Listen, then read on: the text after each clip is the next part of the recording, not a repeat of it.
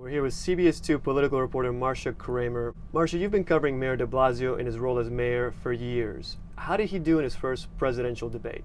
Well, I think it remains to be seen. I think what he tried to do was to insert himself into the debate as much as possible, even when the questions didn't come to him. And so he interrupted time after time. Would you replace private insurance? No, I think the choice is fundamental to our ability to get everybody cared for. Private insurance is not working for tens of millions of Americans. And he challenged other candidates on their views to try to stake a claim to be the most liberal of the people who are up there, the 10 people who are up there. Now, it remains to be seen how that plays outside of New York. To some, it's going to look like he was a feisty New Yorker willing to fight for himself and to make his views heard, pull himself up in public estimation, and get on the radar, because right now he's not polling at more than 1%. It also can come across in some parts of the country as a pushy New Yorker, and it can turn people off. And I think it remains to be seen in the days to come after the second debate as people start to reevaluate the candidates. Now remember, he's also trying to get money and donations.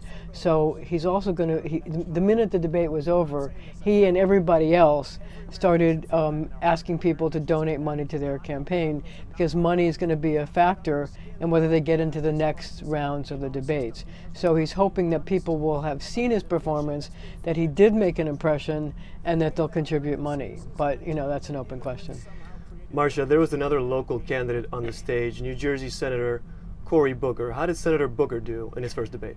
Well, Senator Booker has some interesting positions, but I think that the format wasn't as good for him. Because in my community, African Americans have a lower life expectancy because of poorer health care. And I believe the best way to get there is Medicare for all. You know, Senator Booker is a very smart politician, and he's a terrific speaker. But he's more of a storyteller. He takes a little bit of time to get to his positions.